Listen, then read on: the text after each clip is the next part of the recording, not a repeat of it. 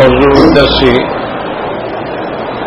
في عظمت کعبۃ اللہ الحرام سورۃ المائدہ تفسیر ابن کثیر۔ الحمد للہ رب العالمین، الصلاة والسلام على اشرف الانبیاء وسید المرسلین سیدنا محمد وعلى آلہ واصحابہ اجمعین۔ اللهم صل على سيدنا محمد وعلى آل سيدنا محمد كما صليت على إبراهيم وعلى آل إبراهيم في العالمين إنك حميد مجيد۔ أعوذ بالله من الشيطان الرجيم، بسم الله الرحمن الرحيم۔ أحل لكم صيد البحر وطعامه متاعا لكم وللسيارة وحرم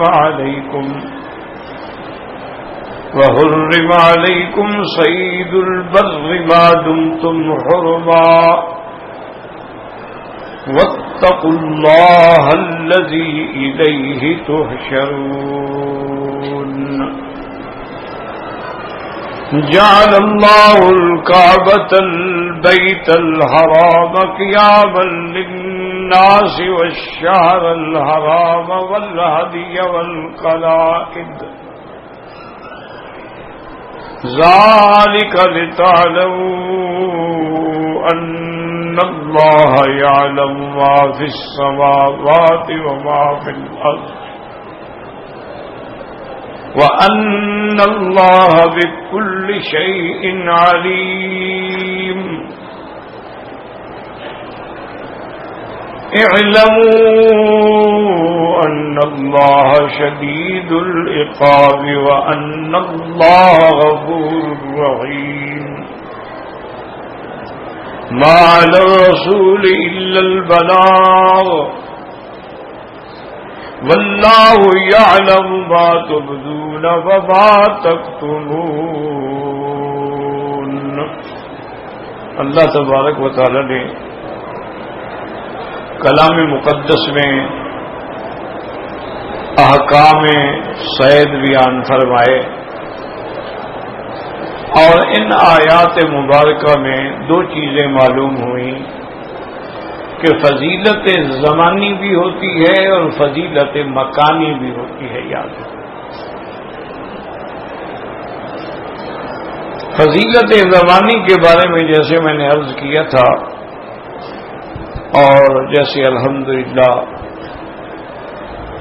ثم الحمدللہ کہ آپ کو اللہ نے جمعۃ المبارک کی سعادت جو ہے وہ حرم شریف میں نصیب فرمائی، تو یہ جمعہ جو ہے یہ بھی فضیلت زمانی ہے کہ یہ سید الایام،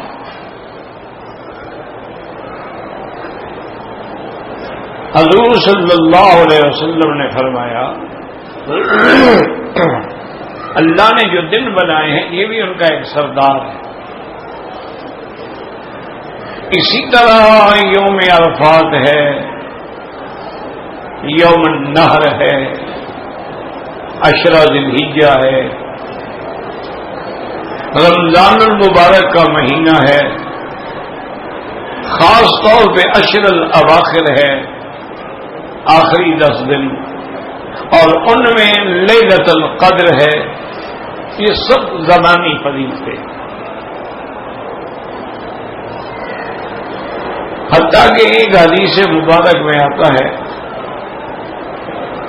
کہ جبریل علیہ السلام ایک دن حضور پاک کی خدمت میں بیٹھے ہیں، اور ان کے ہاتھ میں ایک شیشہ،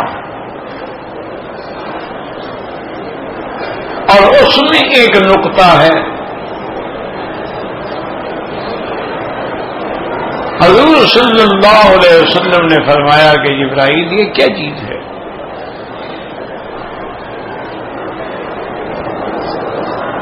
تو جبریل علیہ السلام نے عرض کیا کہ یا رسول اللہ صلی اللہ علیہ وسلم، قیامت والے دن اللہ تبارک و تعالی کے انصاف و عدل کی کرسی جب ہوگی، اس کو قرآن نے بھی فرمایا ہے وَجَاءَ رَبُّكَ وَالْمَلَكُ صَفًّا صَفًّا، تیرے رب تشریف لائیں گے، لیکن جیسے ان کو شان کو زیبا ہے،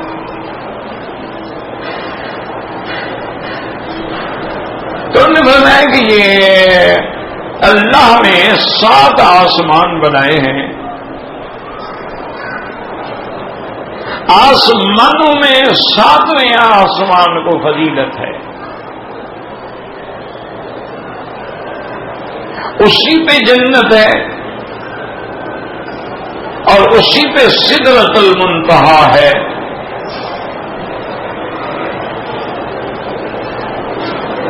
اور اس کے بعد اللہ تبارک و تعالی نے فرمایا کہ کرسی ہے،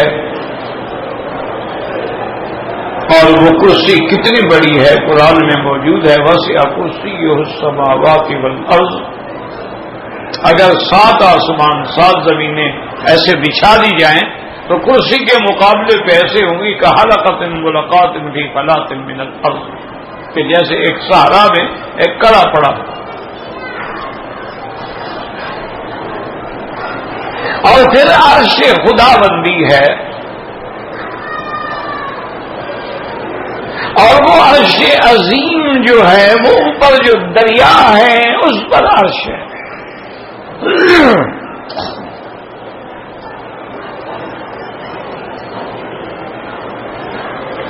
اور اللہ تبارک و تعالیٰ کی ذات جو ہے وہ عرش پہ مستوی ہے، لیکن جیسے کما یلیق بشانی،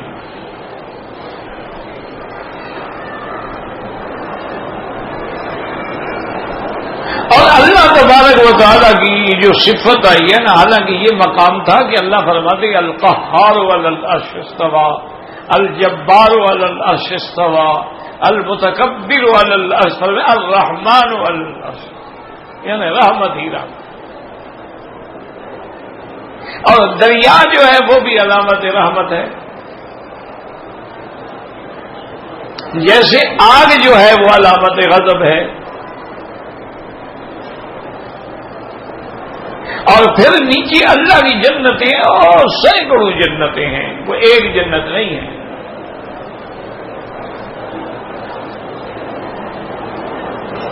تو جبریل علیہ السلام نے عرض کیا کہ یا رسول اللہ صلی اللہ علیہ وسلم، یہ شیشہ جو ہے گویا اس میدان کا منظر ہے، اور وہ میدان کتنا بڑا ہوگا؟ انہوں نے کہا یا رسول اللہ، اللہ نے مجھے اتنی طاقت دی ہے لیکن میں بھی ابھی تک اس کا پورا طول و عرض نہیں معلوم کر سکا۔ حالانکہ جبریل علیہ السلام کو اللہ نے یہ طاقت دی ہے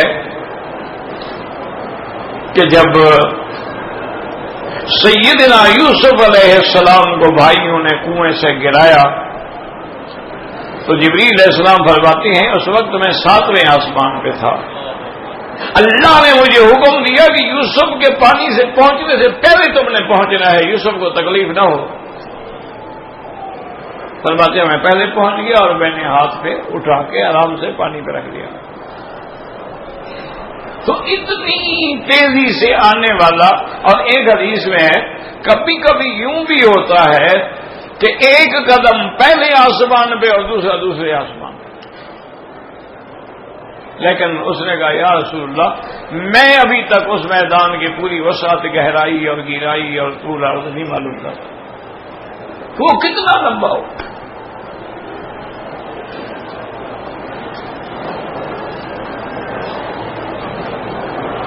اور اسی میں اللہ کی کرسی ہوگی، اور عرش عظیم جو ہے یاد رکھو یہ کبے کی شکل میں ہے، جیسے دیکھ رہے یہاں کبا بنا ہوتا ہے جس نے پورے عالم کو ڈھانک رکھا ہے، سب کچھ بھی اس کے نیچے ہے۔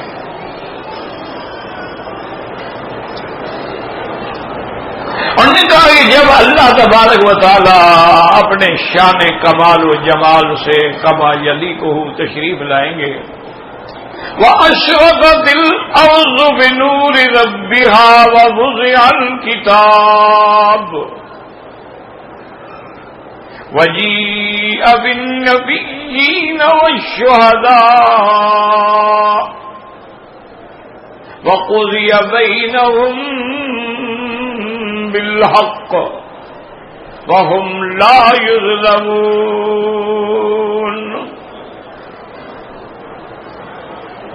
تو حضرت جبریل نے عرض کیا کہ حضور پھر اس میدان میں چاروں طرف ممبر ہوں گے، منابر من نور، نور کے بنے ہوئے ممبر ہوں گے جن پہ اللہ کے نبی بیٹھے ہوں گے،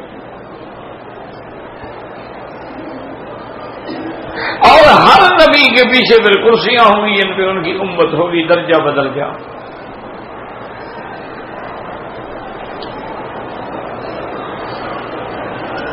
اور درمیان میں جہاں میں نے نقطے کا عرض کیا ہے وہاں اللہ تعالی اپنے جلال و جمال سے تشریف لائیں گے،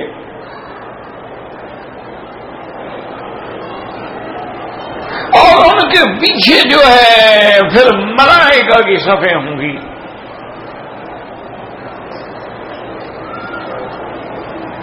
اور حضور پاک نے فرمایا کہ وہ جو منظر ہوگا اس دن بھی اللہ مجھے یہ شان دیں گے، انا خطیبہم وانا قائدہم.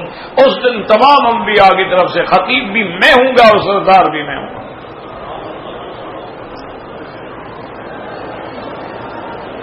اللہ اکبر، اللہ اکبر. اب اللہ تبارک و تعالی اپنے کمال رحمت سے تمام مخلوقات سے سوال پوچھیں گے، کیا مانگتے ہو؟ کہ یا اللہ کون سی نعمت ہے جو ہمیں نہیں ملی؟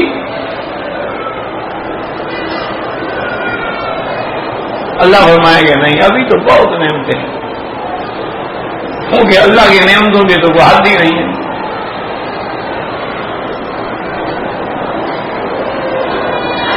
تو حدیث مبارک میں ہے کہ اللہ فرمائے گا وَحِلُّ عَلَيْكُمْ رِضْوَانِي الَّذِي لَا سَخَطَ بَعْدَهُ. اللہ فرمائیں گے ایمان والو، آج سب سے بڑی نعمت یہ ہے کہ میں تم پر اپنی رضا اتار رہا ہوں جس کے بعد پھر کبھی ناراض نہیں ہوں گا.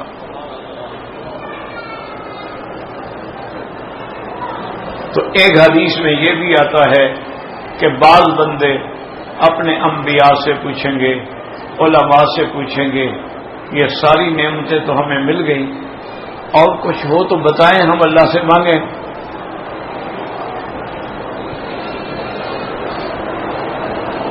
اللہ اکبر، اللہ. اسی لیے علماء نے لکھا ہے کہ علماء کا ضروری ہونا قیامت والے دن بھی ضروری ہوگا. اس دن بھی علماء سے ہی پوچھا جائے گا، خود مسئلے نہیں کھڑیں گے.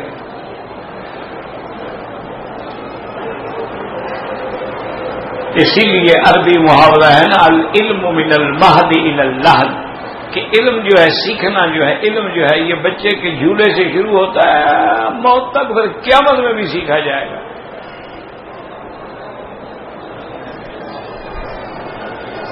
تو چونکہ جہاں علماء کی نظر جاتی ہے وہاں عام آدمی کی تو نہیں جاتی نا. اور یہ اللہ کے قرآن کا فیصلہ ہے. قُلْ هَلْ يَسْتَوِي الَّذِينَ يَعْلَمُونَ وَالَّذِينَ لَا يَعْلَمُونَ. اللہ نے فرمایا میرے مدنی صلی اللہ علیہ وسلم سے پوچھے کہ کیا عالم اور جاہل برابر ہو سکتے ہیں؟ کبھی برابر نہیں.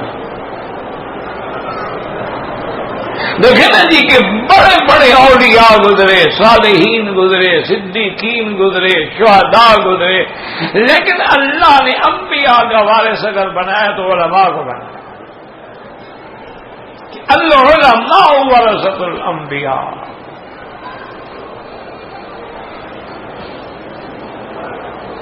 اسی لیے ایک روایت میں ہے، اثر میں ہے کہ ایک عالم جو ہے وہ خیر من الف عابد، وہ 1000 عابد سے زیادہ بہتر ہوتا ہے۔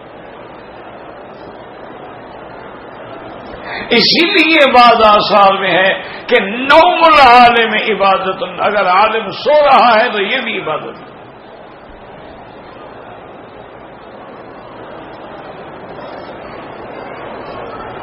ان سے پوچھیں گے کہ حضرت کیا مانگیں؟ اب ہر چیز تو ہمیں مل گئی ہے،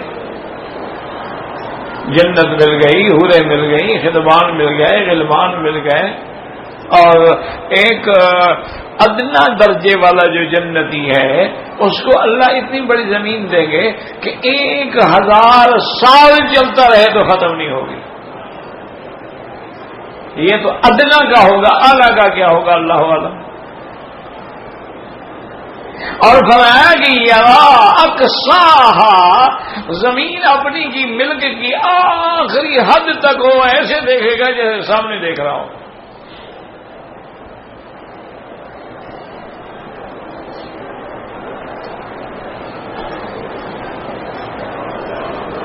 اور اس کے بعد جناب وہ علماء جو ہے ان کو اشارہ کریں گے کہ بھائی ساری نعمتیں تو مل گئی ہیں، بڑی نعمت تو ملی نہیں۔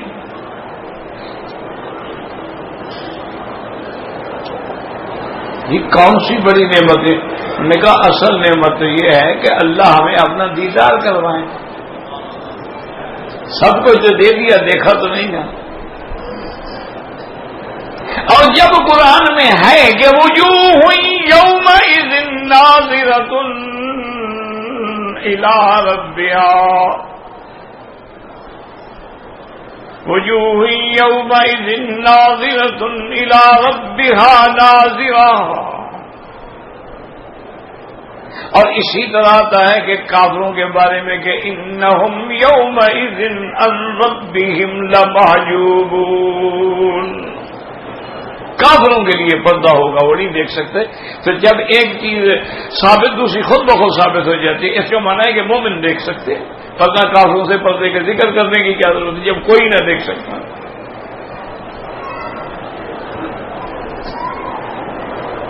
اب وہ سوال کریں گے، اور حضور کا بھی یہ فرمان ہے، رحمت دو عالم کا بھی یہ فرمان ہے کہ حضور نے ایک رات صحابہ کو فرمایا، 14ویں کا رات تھی، چاند کھلا ہوا تھا، ہل تضامون فی رؤیتہ، اس کے چاند میں دیکھنے میں کوئی شک ہے؟ انہوں نے کہا یا حضرت 14ویں کے چاند میں کیا شک ہو سکتا ہے؟ پہلی رات میں تو ہو سکتا ہے نا، دوسری رات میں بھی 14ویں کے۔ فرمایا انکم سترون ربکم ولا تضامون فی رؤیتہ، تم قیامت میں اپنے رب کو دیکھو گے اور کوئی شک نہیں ہوگا جیسے 14ویں کے چاند میں دیکھنے میں شک نہیں۔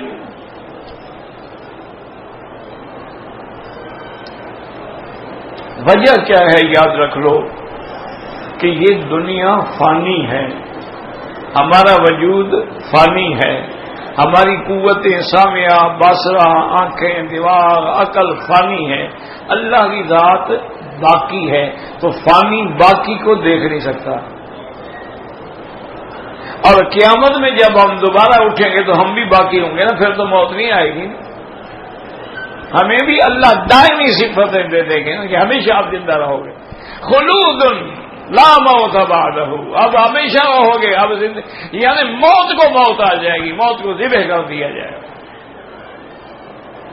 تو جب یہ صفت ہم میں آ جائے گی تو اب اللہ ہمیں دیکھنے کی۔ اللہ اکبر، جس کعبۃ اللہ کی ہم بات پڑھ رہے ہیں نا، جہاں سے بات چلی ہے، اس کی فضیلت کا صرف اندازہ کر لیں کہ اللہ نے طور سینا پہ ایک دفعہ تجلی ڈالی۔ جب موسیٰ علیہ السلام نے عرض کیا تھا کہ اللہ مجھے اپنا دیدار بھی کروا دے، تو فرمایا موسیٰ تم نہیں دیکھ سکتے، لن ترانی، اور لن نفی تعبید کے لیے ہوتا ہے، یاد رکھو۔ ویسے تو نفی کے کئی صیغے ہیں نا، لم بھی ہے، لما بھی ہے، لن بھی ہے، لا بھی ہے، لیکن لم ماضی کے لیے ہوتا ہے، لن مستقبل کے لیے ہوتا ہے۔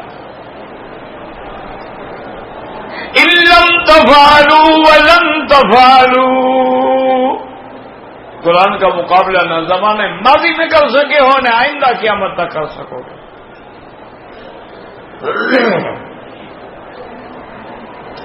اسی لیے اللہ نے فرمایا کہ انک لن ترانی، تم اب بھی اور آئندہ بھی نہیں دیکھ سکتے ہو، زمین میں کوئی نہیں دیکھ سکتا مجھے۔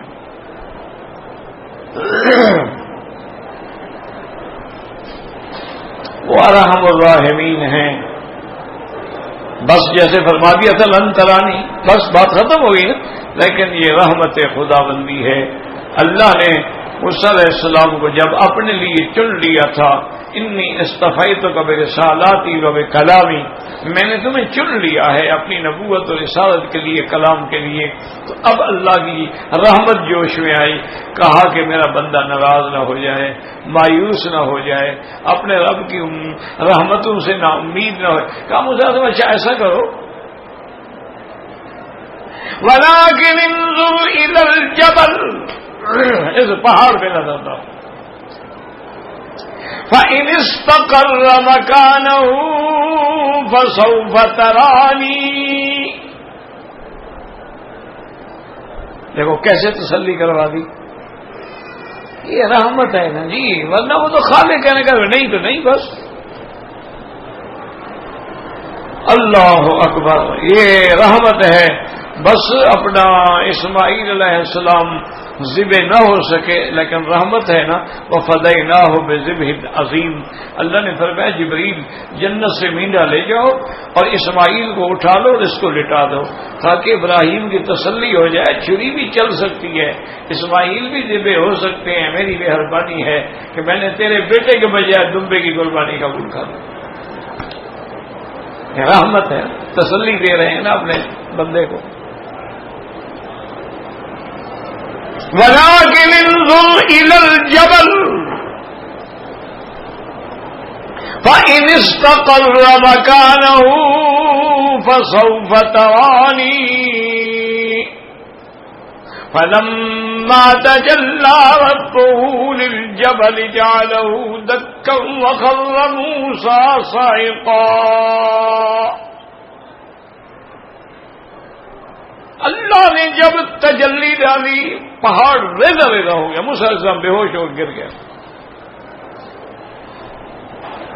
فَلَمَّا أَفَاقَ قَالَ سُبْحَانَكَ تُبْتُ إِلَيْكَ، جب ہوش آیا تو کہا مولا آئندہ میں ایسا سوال نہیں کروں گا جس کی مجھے طاقت نہ ہو، میری بات کہنے کو سمجھو، یاد رکھو کوہ طور پہ ایک تجلی پڑی ریزہ ریزہ ہو گیا، یہ کعبے کی شان ہے جہاں ہر وقت تجلی ہے اور کعبہ سلامت ہے۔ ہم کعبے کی ان دیواروں کو سجدہ کر رہے ہیں، یعنی کل اگر یہ دیواریں گر جائیں تو ہم سجدہ نہیں کریں، اگر ہم چوتھی منزل پہ چلے جائیں تو کعبہ تو نیچے رہ گیا۔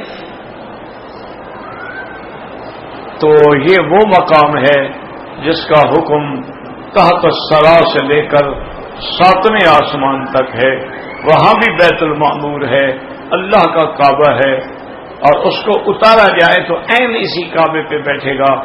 اس پہ جو تجلیات الہی ہے ہم اس کو سجدہ کرتے ہیں۔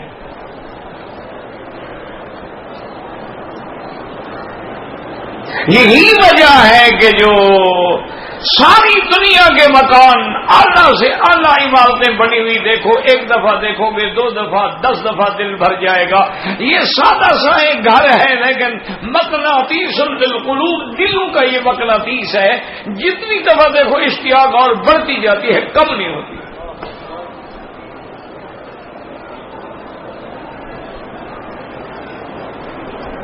تجلیات ربانی کا مرکز ہے،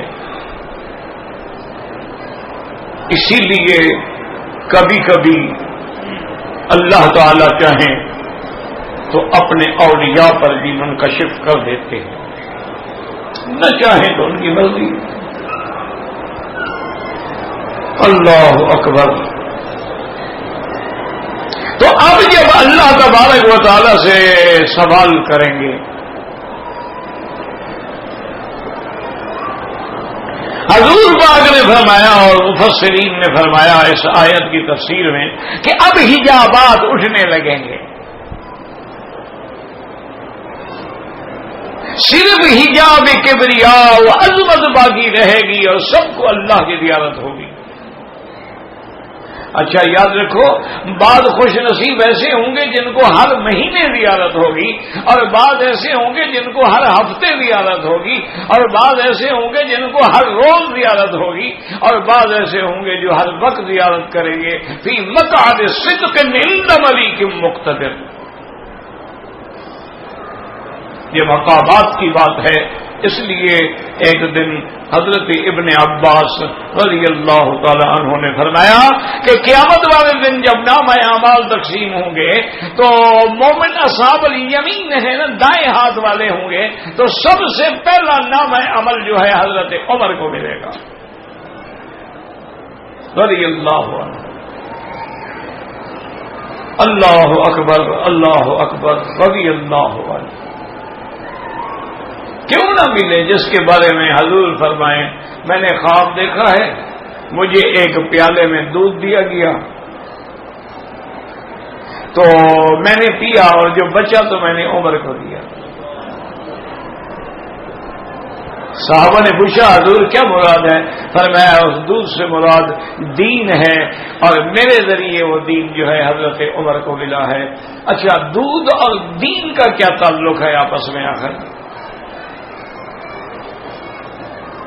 حضور نے خواب میں تو دودھ دیکھا ہے، تعبیر دین کی ہے، اس کی اس میں آپس میں کیا تعلق ہے؟ اسی لیے جب معراج والی رات حضور کے سامنے دو پیالے پیش کیے گئے، ایک میں شراب تھی اور ایک میں دودھ تھا، حضور نے دودھ والا پیالہ چن لیا تو جبریل نے کہا اخترت الفطرت یا رسول اللہ، الحمدللہ آپ نے فطرت کو چن لیا، آپ نے دین کو چن لیا ہے، اگر آپ شراب چن لیتے تو امت آپ کی گمراہ ہو جاتی۔ تو وہاں بھی مراد دین ہے، اس کی وجہ کیا ہے؟ علماء فرماتے ہیں اس کی وجہ یہ ہے کہ دودھ کے بارے میں اللہ فرماتے ہیں من بین فرث و دم لبنا خالصا سائغا للشاربین۔ اللہ فرماتے ہیں میرے بندے جانور میں دیکھو ایک آنت میں گوبر ہے، گندگی ہے، ایک میں پیشاب ہے، خون ہے، ان کے درمیان میں نے ایک پاکیزہ ندی بنائی جس سے ان تھنوں میں دودھ آتا ہے میرے بندے کے لیے۔ اگر وہ گوبر مل جائے بدبو ہو جائے گی، پیشاب مل جائے لال ہو جائے گا، گندا ہو جائے گا۔ من بین فرث و دم لبنا خالصا سائغا للشاربین، ان دونوں کے درمیان میں نے کیسے حفاظت کر کے تجھے دودھ پہنچایا ہے، جیسے دودھ ان دو سے محفوظ ہے۔ جب علم حاصل ہو جاتا ہے تو اللہ شرک سے، بدعات سے، کفر سے، ظلمات سے نور میں لے آتے ہیں۔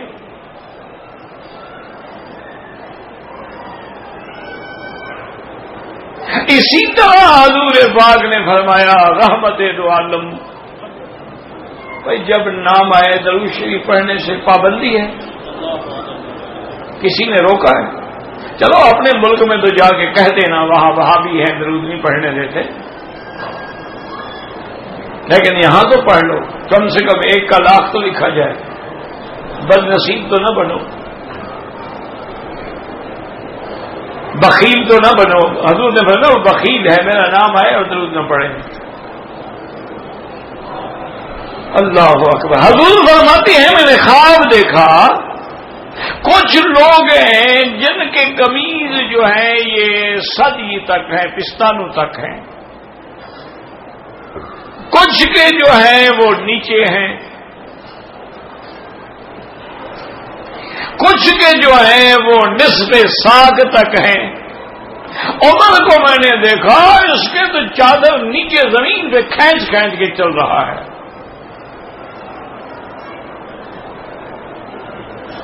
صحابہ نے پوچھا کہ حضور اس کا کیا مطلب ہے؟ فرمایا کسی کو تھوڑا علم ملا، کسی کو کچھ ملا، کسی کو کچھ، اللہ نے عمر کو اتنا دیا کہ اس کے پورے قد سے بھی دیا تھا۔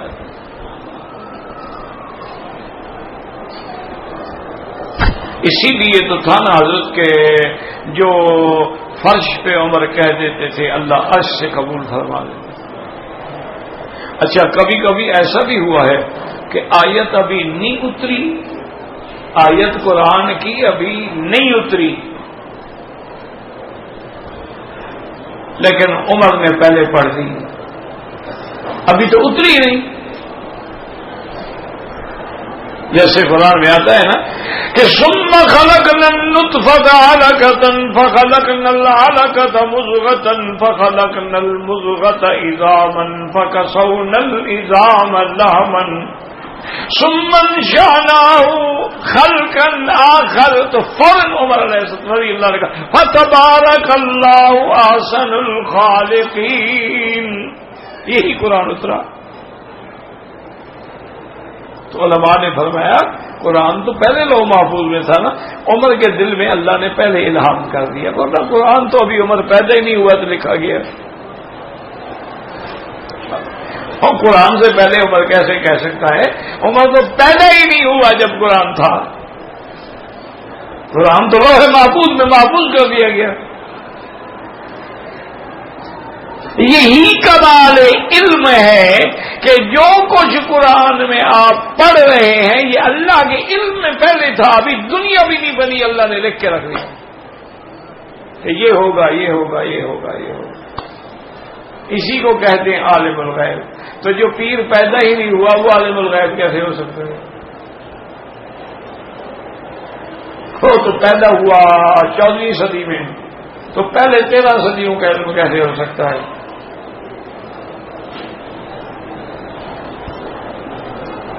تو اب جناب یہ ہے کہ جب وہ ان کو اللہ اپنا دیدار بھی کروائیں گے تو اس لیے حضور نے فرمایا کہ یوں سمجھ لو کہ یہ یوم الجمعہ کا جو اللہ نے منظر بنایا ہے یہ وہی قیامت کا منظر ہے کہ خطیب منبر پہ ہے اور باقی سننے والے سب سامنے بیٹھے ہیں۔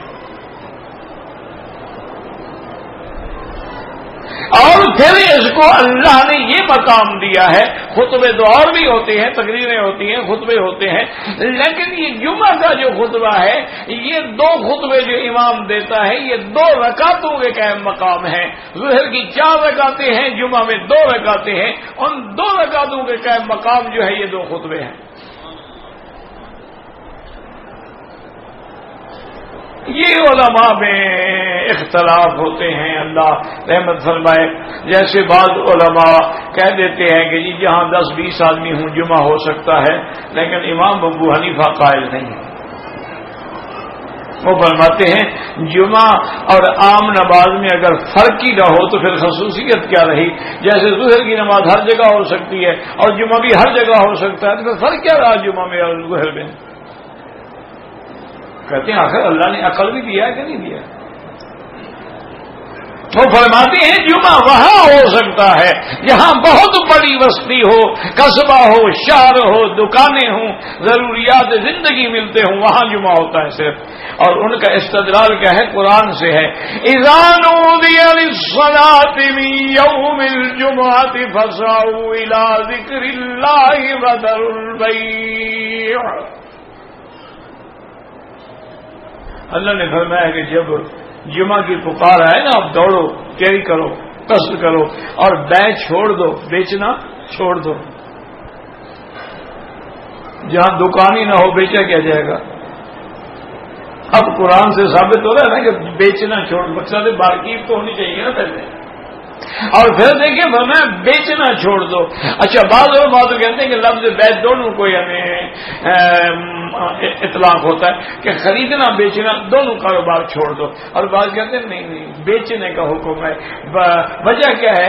بیچنے والے دکان تھوڑے ہوتے ہیں، لینے والے بہت ہوتے ہیں، تو اگر سب کو کہا جائے لینا چھوڑ دو تو بڑا پرابلم ہے، لیکن کہو بیچنا چھوڑ دو، جب دکان بند ہو جائے گا تو لینے والے خود بخود کھڑے ہو جائیں گے۔ اس لیے فرمایا وذروا البیع۔ اور پھر وَإِذَا قُضِيَتِ الصَّلَاةُ فَانتَشِرُوا فِي الْأَرْضِ وَابْتَغُوا مِنْ فَضْلِ اللَّهِ، اور جب نماز ہو جائے تو باہر نکلو اور تجارت کرو. کچھ مارکیٹ ہوگی تو تجارت کرو گے، جنگل میں تو نہیں کرو گے. اسی لیے یہ امام ابو حنیفہ رحمۃ اللہ علیہ کی عظمت ہے کہ سب سے پہلے کتاب اللہ پہ نظر ہوتی ہے، اس کے بعد سنت رسول اللہ پہ نظر ہوتی ہے، اس کے بعد احادیث مبارکہ میں وہ حدیثیں لیتے ہیں جن پہ خلفائے راشدین کا عمل ہو، اس کے بعد وہ لیتے ہیں جن میں عشرہ مبشرہ کا عمل ہو، ان کے بعد وہ لیتے ہیں جو اصحاب بدر ہیں یا اصحاب حدیبیہ ہیں، بیعت الرضوان ہیں، اس کے بعد پھر عام صحابہ ہیں. اگر صحابی کا قول نہ ملے پھر اجتہاد فرما لیتے. تو اس لیے ہمیشہ یاد رکھیں کہ بعض زمانی فضیلتیں ہوتی ہیں، جیسے 4 مہینے حرمت والے ہیں، زمانی فضیلت ہے. 10 راتیں ذی الحجہ کی ہیں، زمانی فضیلت ہے. یوم عرفہ ہے، زمانی فضیلت ہے. لیلۃ الوقوف ہے، زمانی فضیلت ہے. یوم النحر ہے، زمانی فضیلت ہے. ایام تشریق ہیں، زمانی فضیلت ہے. لیلۃ القدر ہے، زمانی فضیلت ہے. اسی طرح یوم الجمعہ ہے، زمانی فضیلت ہے.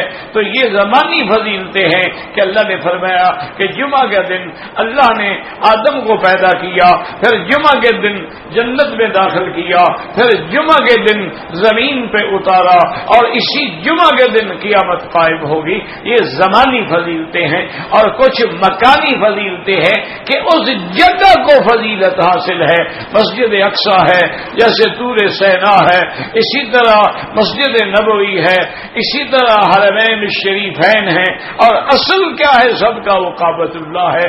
اس لیے اللہ نے اس آیت میں ارشاد فرمایا کہ جعل اللہ الکعبۃ البیت الحرام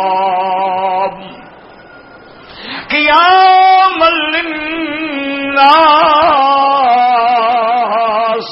ہم نے کعبے کو لوگوں کی بقائے حیات کا سبب بنایا ہے. کیا مانا؟ یجبا الیہ ثمرات کل شیء، ساری دنیا کی نعمتیں کھچ کھچ کے کعبے میں آ رہی ہیں. اور جعلناہ حرما آمنا، ہم نے اس کو امن کا گہوارہ بنایا ہے. اور ہم نے اس کو من دخلہ کان آمنا، ہم نے اس کو مثابۃ للناس و امنا. یہ مقام اللہ نے کعبۃ اللہ کو عطا فرمایا ہے. تو یہ مکانی فضیلت ہے. اور سب مکانوں میں سے، ساری زمین میں سے، ساری کائنات میں سے سب سے افضل ٹکڑا جو ہے وہ اللہ کا کعبہ ہے. اس کو حضور نے، میرے آقا نے، رحمت دو جہان صلی اللہ علیہ وسلم نے ارشاد فرمایا واللہ انک لخیر ارض اللہ، مجھے اللہ کی قسم ہے اللہ کی زمین میں سب سے بہتر زمین تو ہے. احب الارض الی اللہ، اور اللہ کو سب سے زیادہ محبوب جو ہے وہ یہی زمین ہے. تو اسی لیے آخر کوئی حکمت ہے کہ اللہ نے اس کو مولد محمد مصطفیٰ بنایا ہے، اللہ نے اس کو قبلہ گاہ بنایا ہے، اللہ نے اس کو حیًّا و میتًا مومن کے لیے قبلہ بنایا ہے. تو یہ مکانی فضیلتیں ہیں. وہ زمانی فضیلتیں تھیں کہ اگر احرام میں ہو شکار کرنا حرام ہے. یہ مکانی فضیلت ہے کہ اگر حرم کے حدود میں ہو تو تب بھی شکار حرام ہے. واللہ اعلم.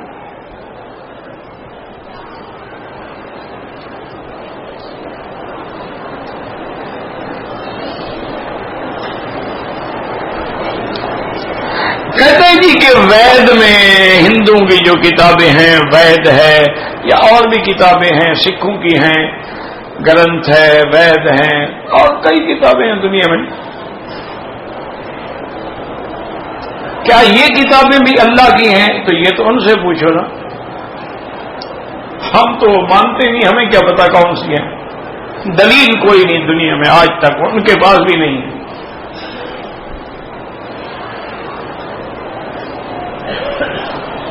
می لائن، یہ پتہ نہیں کی لائن، می لائن سے مراد یہ ہے کہ صفا مروہ میں جو سبز لائٹ ہے نا، اس کے درمیانی فیصلے کو کہتے ہیں میلین.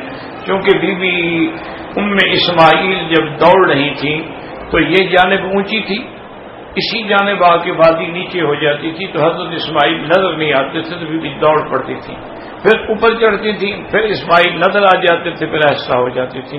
اس کو میلین اخضرین کہہ دیا گیا. تہجد کی نماز گھر میں پڑھنا افضل ہے، ہر سنت نفل گھر میں پڑھنا افضل ہے. اپنے گھروں کو قبر نہ بناؤ بلکہ اس کو اللہ کے ذکر سے زندہ رکھو. حضور پاک نے ساری زندگی تہجد اپنے گھر میں پڑھی ہے. لیکن اب ایک آدمی مسافر ہے، دور سے آیا ہے، ہوٹل دور ہے، اگر وہاں پڑھے گا پھر حرم کی نماز چھوٹ جائے گی. وہ حرم میں آ جائے، حرم میں آ کے پڑھے، کو منع نہیں ہے. بیت معمور کے اوپر اللہ کا عرش نہیں، عرش تو سب چیزوں سے اوپر ہے. بیت معمور جو ہے وہ 7ویں آسمان پہ ہے.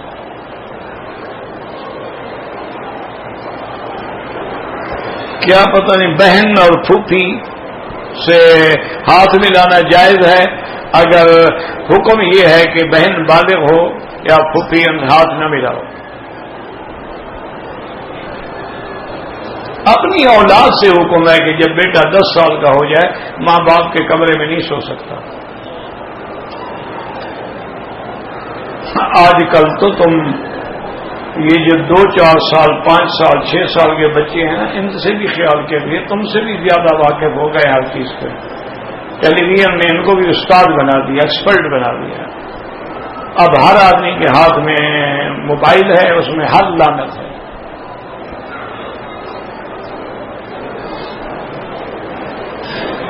اگر ٹیلی ویژن پہ علماء کی تقریر سنے کوئی حرج نہیں. میرا بھائی دیکھو ایک موٹی عقل کی بات. اب دیکھو میں تقریر کر رہا ہوں، آپ سنیں، یہ جائز ہے وہاں بھی جائز، جو چیز یہاں حرام ہے وہاں بھی حرام ہے.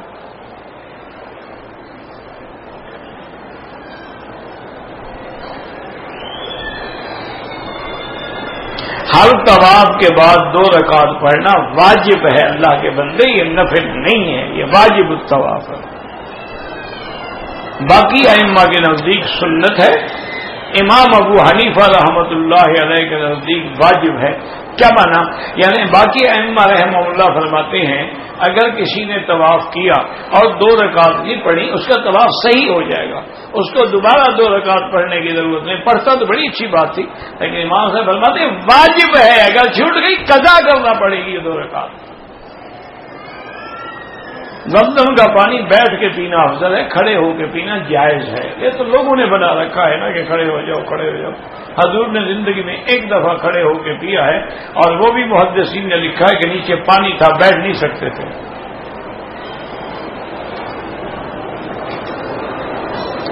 ماشاءاللہ جی ہمارے لوگوں کو قدر کرنے پہ آئے تو پانی کی کریں، اس طرح پھروانے پہ آئے تو حضور کی سنت پہ روزانہ ماشاءاللہ اٹھتے ہوئے اس طرح چلائیں. ایک الٹی قوم ہے بھی، ہماری سمجھ سے بالاتر ہے.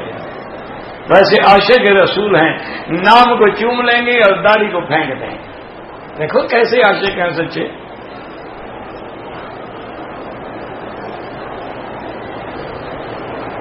انبیاء قبور میں زندہ ہیں، بالکل زندہ ہیں. وہ چونکہ عالم برزخ ہے، وہاں جانے کے بعد دنیا کی تعلیمات یا تبلیغات جو ہے وہ بند ہوتی ہیں. باقی الانبیاء احیاء فی قبورہم، تمام انبیاء زندہ ہیں. اور ایسی ایک بات یہ ہے کہ تم سے قیامت میں یہ سوال پوچھا جائے گا کہ انبیاء زندہ تھے یا زندہ نہیں تھے. انا للہ و انا الیہ راجعون.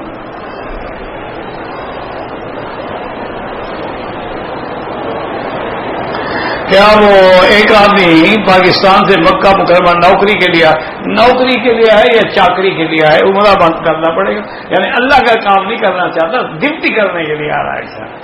ہاں اللہ کی ڈپٹی کیوں کرے؟ وہ تو بندوں کی ڈپٹی کے لیے دم دینی پڑے گی، عمرے سے بھی محروم ہو جائے گا.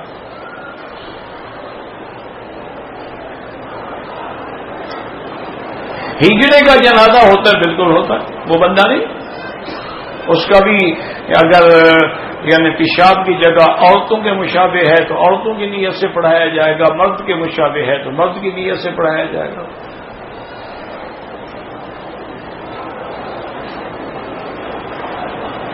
اگر عورت کی تلاوت اونچی آواز میں ہو اور ٹی وی پہ تصویر بھی آ رہی ہو، سننا بھی ناجائز ہے، دیکھنا بھی ناجائز ہے۔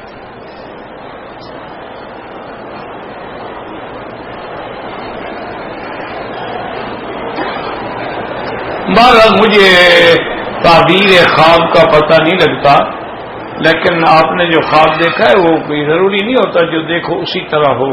حضرت ابراہیم علیہ السلام نے یہی دیکھا تھا نا، بیٹے کو ذبح کر رہا ہوں، ذبح تو نہیں ہوا، الٹا بچ گیا، تو انشاءاللہ کوئی برا خواب نہیں ہے، لیکن مجھے تعبیر سے زیادہ یعنی واقفیت نہیں ہے۔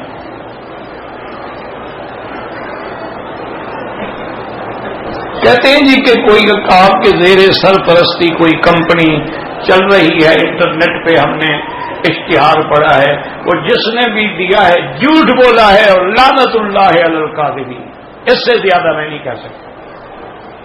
یہ بھی اسی اشتہار کے ساتھ لگا دو، نہ میری کوئی کمپنی ہے، نہ چل رہی ہے، نہ میں کسی کی سرپرستی کرتا ہوں۔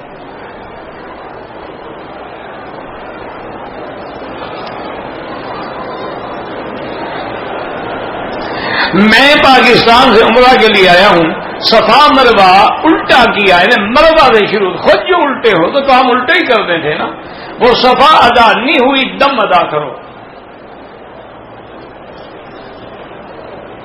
کسی سے پوچھ لیتے صفا کہاں ہے اور مروا کہاں ہے، یہ تو قرآن میں پڑھنے والا ایک پارا پڑھنے والے کو بھی پتا ہے کہ ان صفا والمروا تھا، صفا پہلے ہے مروا بعد میں ہے۔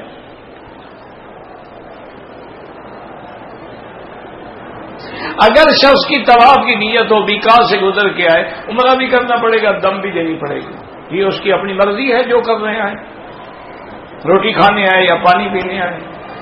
میقات ہوتا اسی لیے ہے کہ بغیر احرام کے کوئی نہ گزرے۔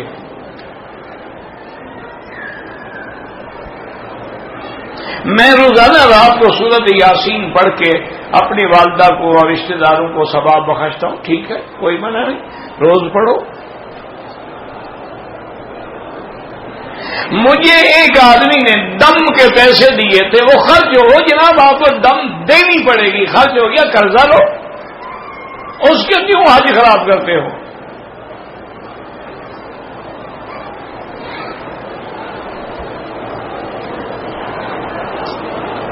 میں نے کراچی سے احرام باندھا، مکے پہنچ کے غسل کیا، پھر احرام باندھ کے عمرہ کیا، کوئی حرج نہیں۔ یہ کیا ہے؟ یہ سمجھتے ہیں کہ چادریں جو کھولی نا تو عمرہ بندھا ہوا تھا چادروں میں، وہ تو بھاگ گیا۔ حضور پاک نے مینا میں بھی غسل فرمایا، عرفات میں بھی غسل فرمایا۔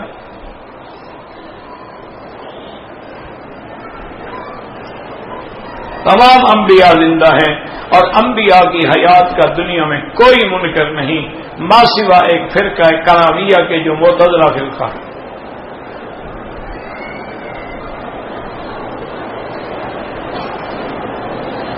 عید الفطر کے بعد عمرہ کر سکتا ہو نہیں کر سکتے ہو، 5 دن عمرہ نہیں ہوتا، 13 تاریخ کے بعد کرو گے۔ عید الفطر رمضان کی عید کے بعد کرو گے کرو، لیکن حج تمتع ہو جائے گا۔ امام مہدی آئیں گے، بالکل آئیں گے۔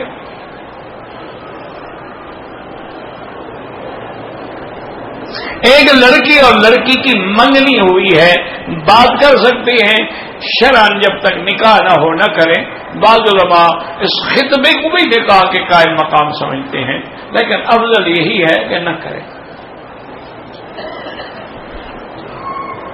وہ ساری باتیں پہلے کر لو گے تو شادی کے بعد کیا کرو گے؟ بھائی تمہاری ابھی تو ہوئی نا منگنی، پھر ہوگا نکاح، پھر ہوگی انشاءاللہ باتیں تو ختم ہو جائیں گی، پھر کیا کرو گے؟ رہنے دو تاکہ طلب باقی رہے۔ دل بھر گیا تو پھر کیا کرو گے؟ کوئی پتا بھی اللہ کی مرضی کے بغیر نہیں ہلتا، تو گناہ جو کرتا ہے بالکل وہ بھی اللہ کا حکم ہے، لیکن اس نے روکا بھی ہے۔ ورنہ تو ہر چیز اللہ نے پیدا کیا، لیکن بتایا ہے کہ بکری کھا سکتے ہو، کتا نہیں کھا سکتے ہو۔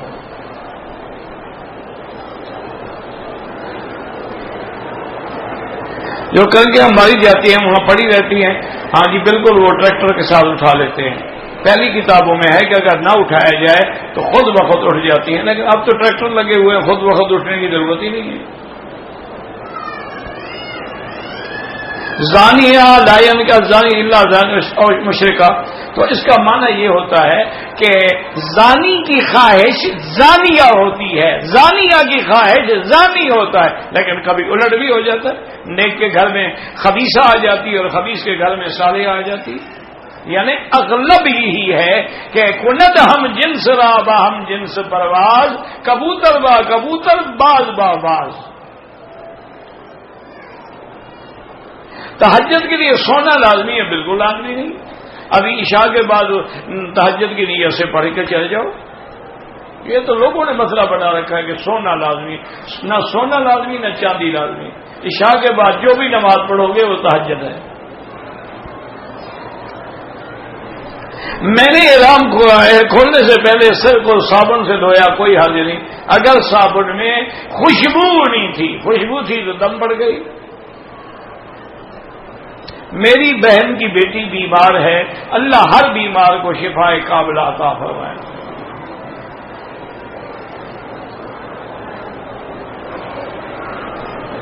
اگر ایک آدمی نے طواف بھی کیا، صفا مروہ بھی دوڑا، سر بھی منڈانے سے پہلے چپل پہن لی، کوئی حرج نہیں. حدیث اور سنت میں کیا فرق ہے؟ حدیث وہ ہوتی ہے جس کا ذکر جیسے حضور پاک نے کھڑے ہو کر پیشاب فرمایا، یہ حدیث ہے اور بخاری شریف کی ہے. سنت وہ ہے جس پہ ہمیشہ عمل کیا جائے. اس لیے حدیث تو ضعیف ہو سکتی ہے، سنت کبھی ضعیف نہیں ہوتی. اسی لیے ہمارا لقب ہے اہل السنت والجماعہ. رجب کے مہینے میں برکت والا مہینہ ہے. بعض روایات میں آتا ہے حضور دعا مانگتے تھے کہ اللہ آپ نے ہمیں رجب نصیب کیا، بلغنا شعبان و بلغنا رمضان، ہمیں شعبان اور رمضان بھی نصیب فرما. ذکر کریں، نماز پڑھیں، عبادت کریں، باقی کو خاص حکم نہیں ہے کہ اتنے روزے رکھو یا امام جعفر کے کونڈے پکاؤ، وہ تو ساری بدعات ہیں. امام شافعی رحمۃ اللہ علیہ آخری زندگی ان کی مصر میں گزری ہے، پہلے وہ حجاز میں پیدا ہوئے. تقلید ہے کہ کسی کی بات کو سن کے عمل کیا جائے. امام ابو حنیفہ نے کوئی حدیث کی کتاب نہیں لکھی. حضرت ابو بکر نے کتنی کتابیں لکھی ہیں؟ نہیں، کتاب لکھنا اگر دلیل ہے علم کی تو حضرت ابو بکر کی کتنی کتابیں ہیں، حضرت عمر کی کتنی ہیں، حضرت عثمان کی کتنی ہیں، حضرت علی کی کتنی ہیں. ان کی فضیلت کو فرق نہیں پڑتا تو ابو حنیفہ کی فضیلت کو کیا فرق پڑتا ہے؟ اور یہ بھی تمہیں غلط فہمی. ان کی کتاب ہے مسند امام اعظم، ان کے شاگردوں کی کتاب ہے کتاب الاثار، ان کی شاگردوں کی کتاب ہے السیر الصغیر السیر الکبیر. یہ کتنے کا ہے آپ کو کتاب؟ اور کتاب ہونا بھی ضروری تو نہیں ہوتا ہے کہ کتاب لکھے تو عالم ہے، جو نہ لکھے وہ عالم نہیں ہے. کروڑوں محدثین گزرے جن نے کتاب نہیں لکھی.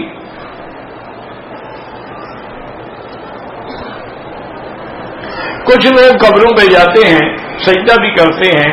وہ کہتے ہیں کہ ہم سجدہ عبادت کے لیے نہیں کرتے، تو کس لیے کرتے ہو؟ ان کو چھیڑخانی کرنے کے لیے کرتے. کوئی دل میں عظمت ہوگی تو سجدہ کرو گے نا. اگر عبادت سمجھ کے کرے تو کافر ہے، اور اسی طرح ویسے رواج سمجھ کے کرے تب بھی فاسق و فاجر ہے.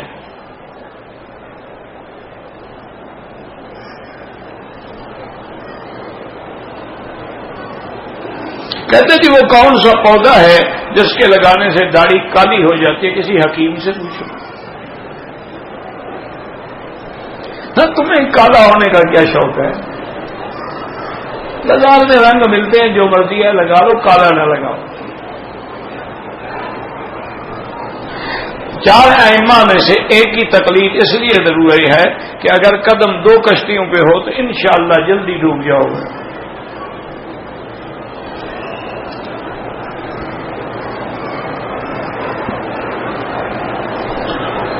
ایک آدمی آپ کا درس سنتا تھا، اب وہ کسی اور عالم کا درس سنتا ہے اور کہتے ہیں مجھے اب اللہ نے ہدایت دیا تو چلو میری درس کی برکت تو ہوئی کہ دوسرے عالم کے پاس چلیں گے، ورنہ تو بھٹک جاتا نا بیچارہ. ہدایت تو اس کو مل گئی نا، چلو مجھ سے نہ ملی کسی اور سے ملی، لیکن وہاں تک تو میری وجہ سے پہنچا نا۔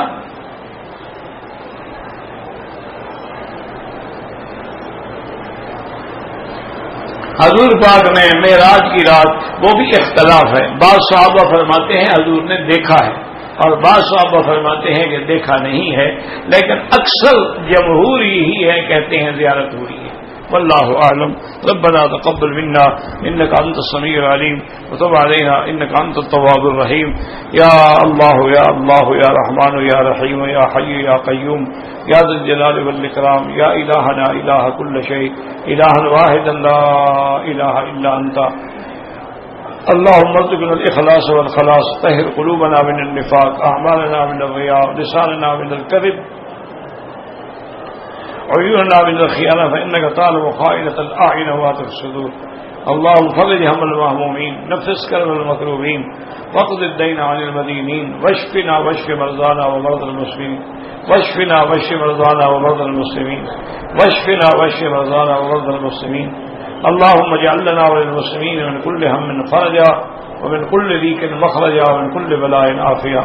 اللهم انصر الإسلام والمسلمين، اللهم انصر المجاهدين الذين يجاهدون في سبيلك لإعلاء كلمتك، اللهم احفظ سائر بلاد المسلمين وهذا البلد الأمين فاجعلها آمنا مطمئنا سخاء رخاء إلى يوم الدين۔ یا اللہ بیماروں کو شفا عطا فرما، یا اللہ ہماری ظاہری باطنی روحانی جسمانی بیماریاں دور فرما، یا الہ العالمین، یا اللہ بے دینوں کو دین عطا فرما، یا اللہ بے حیاؤں کو حیا عطا فرما، یا اللہ بے اولادوں کو اولاد عطا فرما، یا اللہ قرض داروں کے قرض عطا فرما، یا اللہ جن کے گھروں میں بچیاں ہیں ان کو خاص رشتے نصیب فرما، یا ارحم الراحمین ہمیں مانگنا بھی نہیں آتا بغیر مانگے عطا فرما، یا اللہ جو لوگ بھی تیرے دین کا کام کر رہے ہیں، دین کے دوائر ہیں، ادارے ہیں، مساجد ہیں، مدارس ہیں، اللہ ان سب کی حفاظت فرما، یا اللہ مسلمان جس ملک میں ہیں، عرب میں ہیں، عجب میں ہیں، ان کی جان مال آبرو عزت کی حفاظت فرما۔ صلی اللہ تعالی علی خیر خلقہ سیدنا محمد وعلی آلہ وصحبہ اجمعین۔